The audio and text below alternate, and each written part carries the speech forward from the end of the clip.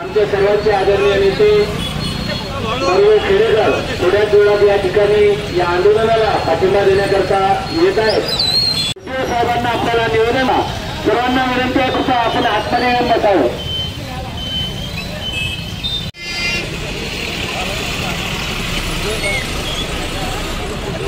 या दोन्हीची मागण्याकडे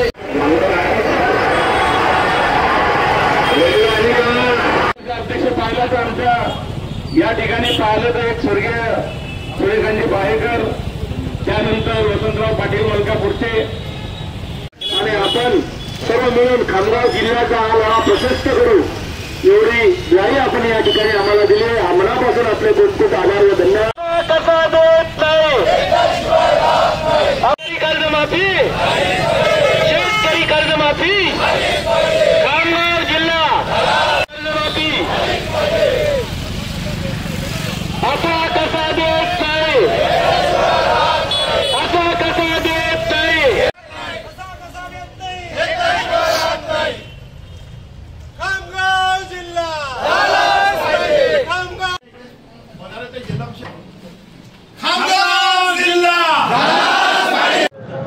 खामगाव जिल्ह्याच्या निर्मितीकरिता त्याचबरोबर या खामगाव तालुक्यातून लाखनवाडा हा एक वेगळा तालुका निर्माण करण्याकरता, त्याचबरोबर मागील अनेक दिवसापासून हा शेतकरी राजा या ठिकाणी भावामुळे असेल किंवा इतर आसमानी सुलतानी संकटामुळे आहे अडचणीत आलेला आहे।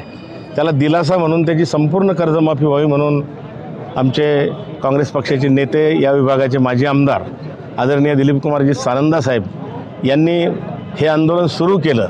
आणि खरोखरच हा खामगाव जिल्हा अनेक वर्षापासूनची मागणी आहे, ती का पूर्ण होत नाही हेच खऱ्या अर्थानं कळत नाही।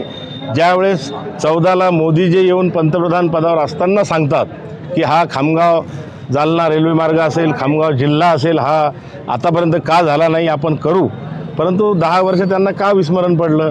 आणि म्हणून या ठिकाणी निवडून आलेला खासदार आता त्यांच्या मंत्रिमंडळामध्ये आहे, त्यांनी त्यांच्या कानामध्ये सांगावं की 14ला आपण असे 2 आश्वासनं खामगावमध्ये दिलेले आहेत आणि त्यांना खामगावकरांनी भरभरून मतही दिलेले आहे, म्हणून त्या आश्वासनाची एक आठवण त्यांना द्यावी व हे पूर्ण करावे।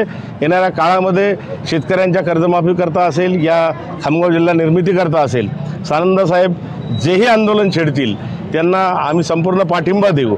आणि सरकारला काही या ठिकाणी जास्त पैसे खर्च करावे लागत नाही, ऑलरेडी इन्फ्रास्ट्रक्चर या ठिकाणी एस्टॅब्लिश झालेलं आहे। इथं सेशन कोर्ट आहे, खामगाव सत्र न्यायालय, या ठिकाणी खामगाव सामान्य रुग्णालय आहे, मोठी बाजारपेठ आहे, कॉटन सिटी याला म्हटलं जातं, रजत नगरी म्हटलं जातं, चांगले शाळा आहेत, कॉलेजेस आहेत, सगळ्या प्रकारचे महाविद्यालय आहेत, संत गजानन महाराजांची शेगावची पंढरी आहे, टुरिझमला या ठिकाणी अंबा बारवा भिंगारा या ठिकाणी वाव आहे। आणि एक चांगलं वातावरण घाटाखाली असताना का निर्माण होत नाही, जोपर्यंत तो निर्माण होणार नाही आम्ही अशाच पद्धतीने खांद्याला खांदा लावून आमचा उद्धव बाळासाहेब ठाकरे पक्ष असेल, सानंदजीच्या नेतृत्वाखाली आम्ही त्यांच्या सोबत राहू असं या ठिकाणी नमूद करतो। खामगाव जिल्हा शेतकऱ्यांची कर्जमाफी असा कसा देत नाही, खामगाव जिल्हा लाखनवाडा तालुका आज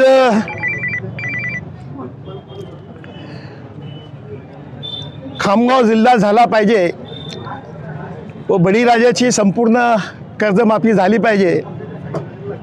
खामगाव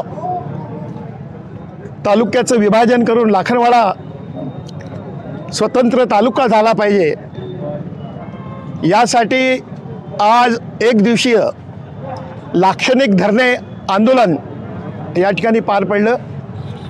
यामध्ये सकाळी 11 वाजेपर्यंत फार जोरदार पाऊस असल्यानंतर देखील आजूबाजूच्या नदींना मोठ्या प्रमाणामध्ये पूर आल्यानंतर अनेक गावांमध्ये शेतीचं फार मोठ्या प्रमाणात नुकसान झाल्यानंतर देखील आज मोठ्या प्रमाणामध्ये शेतकरी बांधव या आंदोलनामध्ये उपस्थित झालेत। मी त्या सर्व शेतकरी बांधवांचा मनापासून या ठिकाणी त्यांचे आभार मानतो। विशेष म्हणजे 2014च्या विधानसभेच्या निवडणुकीमध्ये आपल्या देशाचे पंतप्रधान खामगावमध्ये विधानसभेच्या प्रचारार्थ या ठिकाणी आले होते।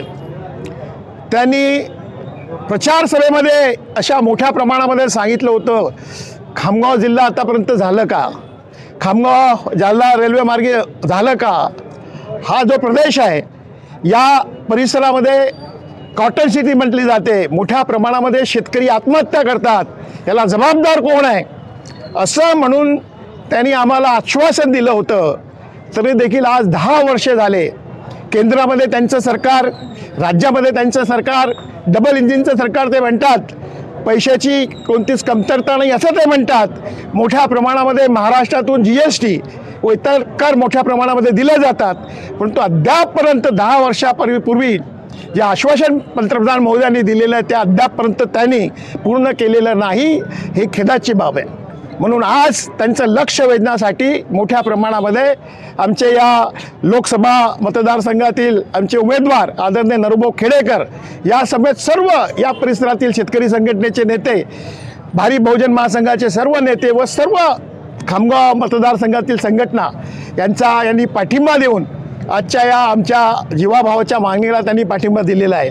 ही जर मागणी लवकरात लवकर शासनाने मंजूर केली नाही तर फार मोठ्या प्रमाणामध्ये आंदोलन या ठिकाणी केलं जाईल व त्याच्या सर्व परिणामाची जबाबदारी मोदी सरकार व या महाराष्ट्रातील जे सरकार आहे त्याच्यावर राहील. खामगाव